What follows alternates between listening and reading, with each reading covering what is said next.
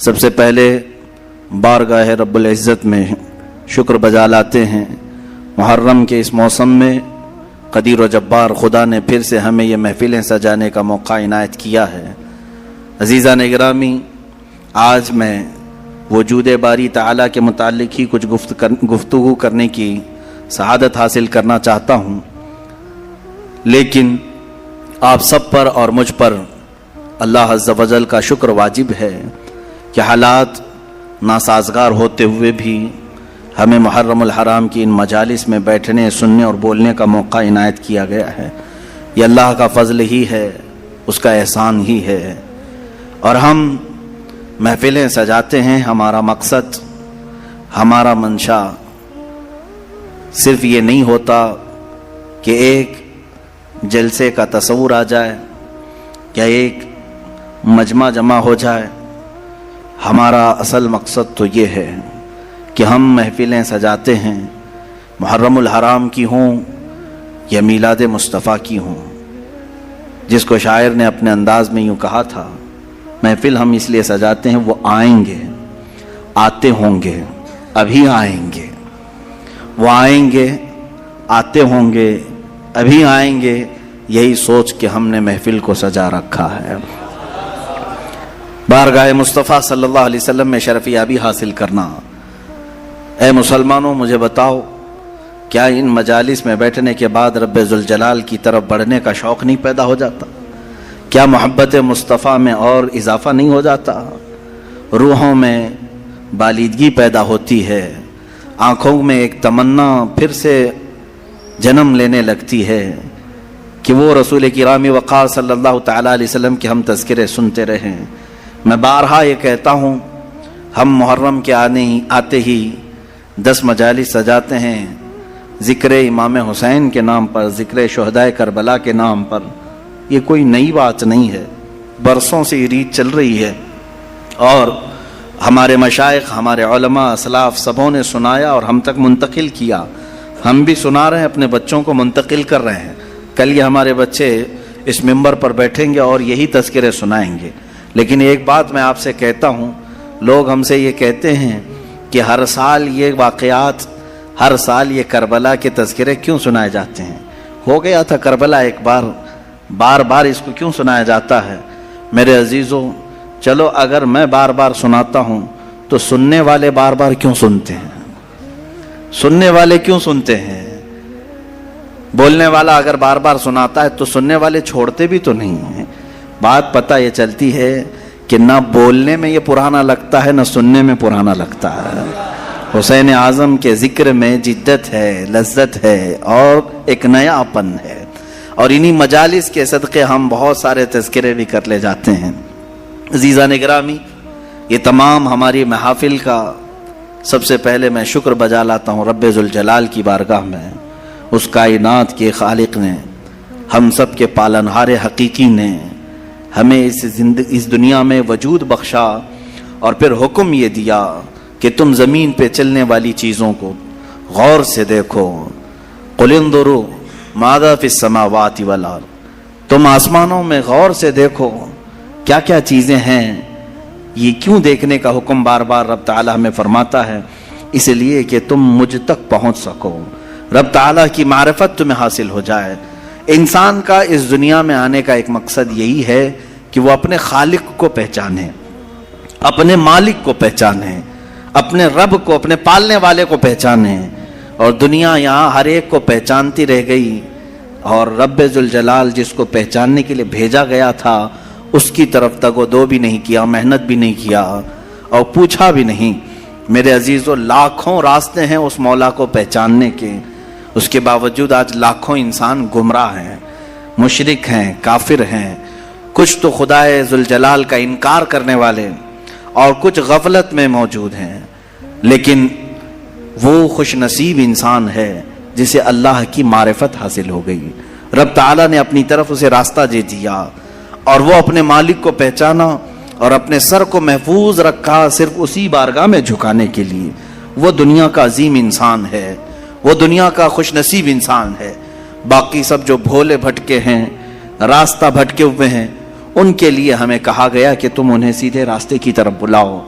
آج سے ہماری یہ مجالس اسی ضمن میں بھی ہوں گی کہ ہم ان بھولے بھٹکوں کو دعوت دینے کے لیے بیٹھے ہیں جو اپنے رب کو پہچاننے سے اور رب کے تعالیٰ کے احکام سے بغاوت کر کے پھر رہے ہیں۔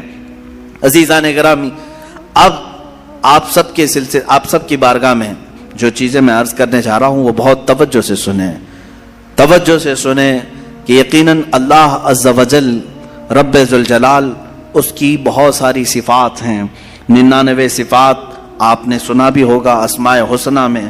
اللہ رحمان ہے، رحیم ہے، کریم ہے، حلیم ہے، عظیم ہے، غفار ہے، جبار ہے، ستار ہے، قہار ہے، یہ سب اس کی صفات ہیں، اور ہر صفت کو پہچاننے کے لیے زندگیاں لگ جاتی ہیں۔ اللہ تبارک و تعالیٰ کی بارگاہ میں پہنچنے کے لیے انسان زندگیاں لگا دیتا ہے، اور بعض لوگ یہ سمجھتے ہیں کہ ہم گھر بیٹھے ہی اللہ تعالیٰ کی معرفت حاصل کر لیں۔ ایسا نہیں ہے میرے عزیزو۔ آج سب سے پہلے چیز میں یہ عرض کرتا ہوں، آخر خدا ہے یا نہیں؟ کسی نے دیکھا نہیں، سوال تو ہے ہی ہے۔ ہم تو چلے روایات کے اعتبار سے، ہمارے گھروں سے ہمیں جو علم دیا گیا ہے ہمارے ماں باپ کی طرف سے، اور ماحول نے ہمیں جو علم دیا ہے وہ یہی ہے کہ ہم بولنے کے قابل ہوئے اسی وقت ہمیں کہلا دیا گیا تھا لا الہ الا اللہ، اللہ کے سوا کوئی معبود نہیں۔ ہمیں اللہ کے وجود کا بہت بچپن میں ہی علم دے دیا گیا، لیکن ہم بڑھتے بڑھتے اب زمانے کو دیکھنے لگے تو پتہ چلا کہ یہاں بہت سارے دہریے بھی ہیں، ایتھیسٹ ہیں، جو خدا کا ہی انکار کرتے ہیں کہ خدا ہے ہی نہیں، کوئی دین ہے ہی نہیں۔ آج میں ان کے سلسلے میں عرض کروں گا کہ آخر ایسا کیسے ہو سکتا ہے کہ کوئی خدا ہی نہیں۔ یہ اور بات ہے کہ ایک ہے، دو ہے، کون ہے، اس پر الگ بحث، لیکن جن لوگوں نے کہا ہے ہی نہیں تو مجھے تعجب ہوتا ہے کہ آخر عقل تمہاری ہے یا نہیں؟ عقل سے اگر سوچو گے تو پھر تمہیں مجبوراً کسی نتیجے پر جانا ہوگا۔ امام اعظم ابو حنیفہ رضی اللہ تعالیٰ عنہ دہریوں کے لیے کھلی تلوار تھے۔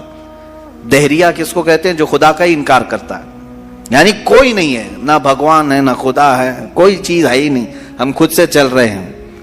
امام اعظم رضی اللہ تعالیٰ عنہ کی بارگاہ میں ایک جماعت آئی ملحدین کی، اور وہ تلواریں لے کر کے ہی آتے تھے کہ موقع پا کر کے انہیں قتل کر دیں۔ ایک دن امام اعظم ابو حنیفہ رضی اللہ تعالیٰ ان کی جماعت کو آتے ہوئے دیکھا، اور اچانک آپ اپنی مجلس سے کھڑے ہوئے اور کہنے لگے میں کچھ گہری سوچ میں ہوں۔ وہ قریب آئے اور پوچھا کیا سوچ رہے ہیں آپ؟ کہا کہ میں نے سنا ہے کہ ایک سمندر میں کشتی چل رہی ہے اور اس پر سامان خود سے لد جاتا ہے، اور بڑی برابر منزلوں پر وہ رکتی ہے اور اپنا سامان خود ہی اتارتی ہے، نہ اسے کوئی چلاتا ہے، نہ لوڈنگ ان لوڈنگ کرنے والے کوئی مزدور ہیں، وہ خود بخود سامان لیتی ہے، خود بخود سامان اتارتی ہے۔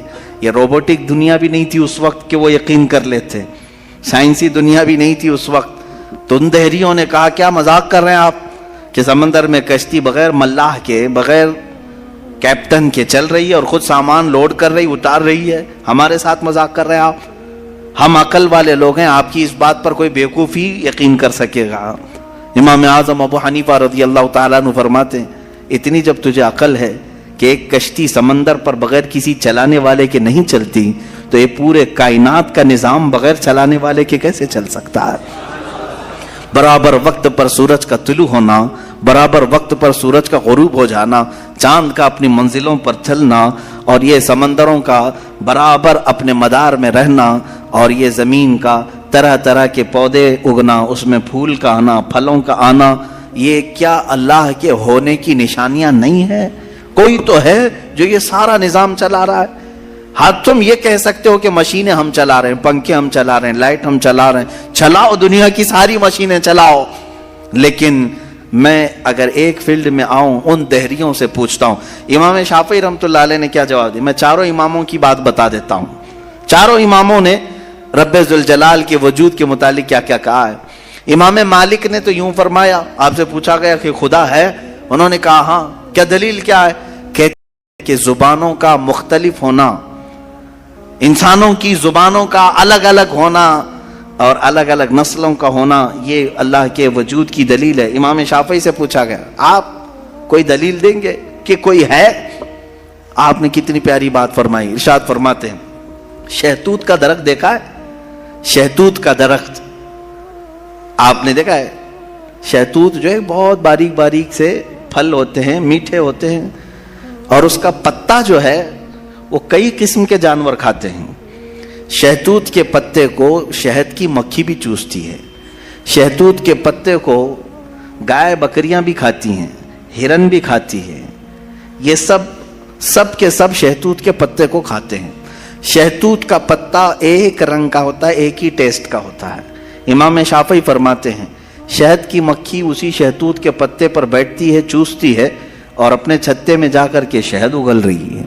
بکریاں اور گائے اس شہتوت کے پتے کو کھاتی ہیں, مینگنیاں ڈال رہی ہیں یا دودھ دے رہی ہیں. اسی شہتوت کے پتے کو ہرن کھاتی ہے. ہرن نافع پیدا کرتی ہے جو مشک کی طرح ایک نافع ہوتا ہے, نہایت ہی اچھی خوشبو اس کے اندر آتی ہے. امام شافعی فرماتے ہیں ایک شہتوت کا پتا بکری میں جائے تو الگ اثر کرے, شہد کی مکھی میں جائے تو الگ اثر کرے, گائے میں جائے اور ہرن میں جائے تو الگ اثر کرے. آخر ایک شہتوت کے پتے سے نافع, دودھ اور شہد بناتا کون ہے؟ بناتا کون ہے؟ اسی میں امام شافعی فرماتے ہیں ہم روٹی کا ایک ٹکڑا کھاتے ہیں, روٹی کا ایک ٹکڑا کھاتے ہیں, اندر جسم میں یہ روٹی جانے کے بعد آپ سب کو معلوم ہے اس میں سے کچھ حصہ گوشت بنتا ہے, کچھ حصہ خون بنتا ہے, کچھ حصہ پیپ بنتا ہے, کچھ حصہ منی بنتا ہے, باقی کا بچا ہوا فضلہ پخانہ بن کر نکل جاتا ہے. ایک روٹی گیہوں کی کھاؤ, جو کی کھاؤ, جوار کی کھاؤ, روٹی ایک ہی طرح کی ہے, اور اس سے گوشت کون بناتا ہے, خون کون بناتا ہے, اور پیپ کون بناتا ہے, منی کون بناتا ہے, سب کی الگ الگ قسمیں ہیں. امام شافعی فرماتے ہیں تمہاری ہزاروں مشینیں ایک طرف, لیکن اندر جو نظام چلاتا ہے وہ کوئی تو ایک ہے, کوئی تو ہے. تمہیں ماننا ہوگا. میں دہریوں کے متعلق کہہ رہا ہوں جو ملحدین ایتھیسٹ ہیں, جن کا کہنا ہے کہ کوئی ہے ہی نہیں, کوئی خدا ہی نہیں, تو ان سے میں کہتا ہوں کوئی بتاؤ تو صحیح آخر یہ چلا کون رہا ہے, یہ کون چلا رہا ہے, ہمارے جسم کے اندر کا نظام کون چلا رہا ہے؟ اور قرآن نے انہی کی طرف بار بار اشاروں میں بتایا ہے آیات میں کہ کیا تم دودھ کو نہیں دیکھتے, دودھ کہاں سے پیدا ہوتا ہے؟ کہ اللہ تعالیٰ فرماتا ہے کہ ہم نے دودھ کو گائے کے خون اور اس کے گوبر کے بیچ میں سے پیدا کیا ہے. اس کا فضلہ گائے کا گوبر ہے پیٹ کے اندر, اور اس کا خون بھی ہے, خون نہایت ہی سرخ, گوبر نہایت ہی الگ رنگ کا, اور اس کے بیچ سے صاف و شفاف دودھ کا نکلنا. دودھ آتا ہے, نہ کبھی اس میں گوبر کی بو آئی, نہ کبھی خون کا رنگ آیا. قرآن کہتا آخر یہ کون ہے جو اس طرح صاف ستھری غذا نکالتا ہے تمہارے لیے؟ کیا شہد کی مکھی کو نہیں دیکھتے؟ قرآن کہتا ہے جب وہ ڈنک مارتی ہے تو اس کے زہر کا کوئی علاج نہیں ملتا. شہد کی مکھی اگر ڈنک مارے تو زہر چڑھ جاتا ہے اور کئی لوگوں کی موت بھی ہوتی ہے, لیکن وہی اپنے چھتے پہ بھی تھوکے تو وہ نہایت ہی میٹھی غذا ہے, نہایت ہی میٹھی غذا ہے. شہد کی مکھی اپنا رس چھتے پر ڈالے تو وہ دنیا کی سب سے اچھی غذا, وہی اگر کسی کو ڈنک مارے تو سب سے برا زہر ہے. اعلیٰ حضرت رضی اللہ تعالیٰ عنہ نے اپنے آپ کو یوں فرمایا ہے کہ میں وہ شہد کی مکھی ہوں جس کی مٹھاس کا بھی جواب نہیں, جس کے ڈنک کا بھی جواب نہیں. یہ تو ضمناً میں نے بات عرض کی.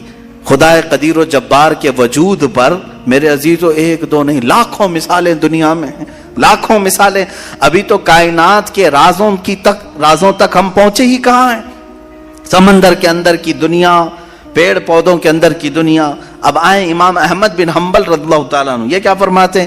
آپ سے پوچھا گیا خدا ہے, کوئی دلیل ہے آپ کے پاس؟ کہتے ہیں میں تمہیں بتاتا ہوں, ایک قلعہ ہے, ایک قلعہ ہے ایسا کہ چاروں طرف سے بند, نہ ایک سوراخ جانے کا راستہ, نہ اس پہ کھڑکی, نہ دروازہ, کچھ بھی نہیں, ہوا تک نہیں جا سکتی, ہوا تک نہیں جا سکتی, پورا بند ہے. اور اندر اس کے نہایت ہی چمکدار موتیوں کی طرح ہے. پھر اچانک اس قلعے میں اچھلتا کودتا ہوا ایک جان والا پیدا ہوتا ہے, اور پھر وہ اس قلعے سے باہر آتا ہے. امام احمد بن حنبل کی ان باتوں کو سن کر لوگوں نے پوچھا ایسا کیسے ہوتا ہے؟ بند قلعہ، ہوا بھی نہیں جاتی، کوئی سوراخ بھی نہیں، اور اس کے اندر سے کوئی اچانک پیدا ہوتا ہے؟ امام احمد بن حنبل فرماتے ہیں یہ تو روز ہوتا ہے، مرغی کے انڈے میں نہیں دیکھتے۔ مرغی کا انڈا مجھے بتاؤ اس میں کتنی کھڑکیاں ہیں، انڈا تو اوپر سے پورا بند ہوتا ہے، ہوا تک نہیں جاتی، لیکن مرغی اس کو گرم کرے۔ اب تو مشینوں میں بھی، اب مشینوں سے بھی ہوتا ہے۔ مجھے یہ بتاؤ انڈے کی زردی اچانک ایک جاندار چوزے کی شکل کیسے اختیار کرتی ہے؟ کون ہے جو اسے چونچ دیتا ہے؟ کون ہے جو اسے پر دیتا ہے؟ اور پھر ہم نے جانوروں کو، پرندوں کو، ہر ایک مخلوق کو دیکھا ہے، ان میں رنگ ایسے بھرے ہوئے رہتے ہیں، دنیا کا کوئی آرٹسٹ بھی اس طرح کے رنگ بھر نہیں سکتا۔ کیا ہم مور کو نہیں دیکھتے؟ طرح طرح کے خوبصورت اس میں ڈیزائن کیے گئے ہیں، ایسا لگتا ہے کہ کوئی قلم لے کر کے ڈیزائن کیا ہے، کوئی برش سے ڈیزائن کیا ہوا ہے۔ نہیں میرے عزیزو، یہ قدرت کی شاہکاریاں ہیں، رب ذوالجلال کی شاہکاریاں، اور تم بے شمار خوبصورت مخلوقات کو دیکھو گے۔ پھر میں ان دہریوں سے پوچھتا ہوں آخر ان تمام کو پیدا کرنے والا کوئی تو ہوگا، کوئی تو ہوگا، تم لاؤ ڈھونڈ کر کے آخر کون ہے یہ سب پیدا کرتا ہے۔ یہ تو تخلیق، نظریے تخلیق، خدا کو پہچاننے کے 4 نظریے دنیا میں مشہور ہوئے ہیں۔ الہیات، اس کو علم الہیات کہتے ہیں جو میں بیان کر رہا ہوں، تھیولوجی، سائنس کے نظریے سے بھی، یعنی اللہ کو پہچاننے کے لیے، خدا کو ڈھونڈنے کے لیے نظریے بنائے گئے۔ فلسفیوں نے الگ، سائنٹسٹ نے الگ، علماء ربانیین نے الگ، حکماء نے الگ، سب کے اپنے اپنے نظریے ہیں۔ ہم اللہ رب العزت کو نظریے تخلیق سے واضح کرتے ہیں، لوگوں کے سامنے بتاتے ہیں کہ اللہ پیدا کرنے والا ہے، کیونکہ قرآن پاک میں جگہ جگہ اس نے، اللہ تعالیٰ نے اپنی ربوبیت کا، اپنی تخلیق کا اظہار جو فرمایا ہے وہ یہی فرمایا کہ تم اتنے کمزور ہو کہ ایک مکھی کو نہیں بنا سکتے، ایک مکھی پیدا نہیں کر سکتے، کتنے کمزور ہو۔ اور وہ رب ذوالجلال ہزاروں کروڑوں مخلوقات روزانہ بناتا ہے، روزانہ انہیں موت بھی دیتا ہے۔ حیات و ممات اسی کے دست قدرت میں ہے۔ عزیزان گرامی وقار، اللہ تعالیٰ کی بے شمار صفات میں سے مجھے کئی صفات پر عرض کرنا تھا، میں سب سے پہلے اس کے وجود پر آپ کے سامنے یہ دلائل رکھا۔ عام مسلمان بھی کسی دہریے سے کہہ سکتا ہے کہ اللہ کے نہ ہونے پر جو تو اس قدر ناچ رہا ہے، آج ایتھیزم کا بہت زیادہ چل رہا ہے، وہ کہتے ہیں کوئی دین دھرم ہوتا نہیں، کچھ نہیں ہوتا ہے، کوئی خدا نہیں ہوتا، دنیا میں ایسے ہی چل رہے ہیں۔ مذاق کر رہے ہو، مذاق کر رہے ہو میاں، ابھی تک تو وہ آٹومیٹک گاڑی بھی نہیں آئی بغیر ڈرائیور والے، ابھی تم بول رہے ہو، ابھی تم بول رہے ہو۔ بہرحال دنیا میں کوئی چیز کو بنانے والا ہوتا ہے، آٹومیٹک گاڑی آ بھی گئی تو میری اس دلیل کو یہ مت سمجھ لینا کہ گاڑیاں بغیر ڈرائیور کے نہیں چل سکتی۔ مفتی صاحب نے کہا آپ تھوڑے دنوں کے بعد آنے والی ہے، اس کا مطلب کیا بغیر ڈرائیور کے بھی سب چلتی ہیں؟ میری یہ دلیل اس لیے نہیں ہے، بغیر ڈرائیور والی گاڑی اگر چل بھی گئی تب بھی میں سوال کروں گا کہ اس کو آخر گاڑی کو بنایا کون ہے؟ یہ بنایا کون ہے؟ کوئی تو انسان بنایا ہوگا۔ تو اسی طرح سے ہر چیز کو دنیا کی آپ کو یہ علم لے کر کے جاتا ہے تھیولوجی کا کہ کوئی نہ کوئی اس کا پیدا کرنے والا ہے، بنانے والا ہے۔ فلسفی ان کے ہاں ایک قانون ہے، دور اور مسلسل، یعنی تسلسل، کنٹینیو کوئی چیز ہو نہیں سکتی۔ مثال کے طور پر مجھے پیدا کرنے والا کوئی ہے اور اس کو پیدا کرنے والا کوئی ہے، اس کو پیدا کرنے والا، یہ جو سوچ ہے تسلسل اس کو کہتے ہیں۔ کہیں جا کر کے سٹاپ ہونا پڑے گا، کہیں جا کے سٹاپ ہونا پڑے گا تمہیں۔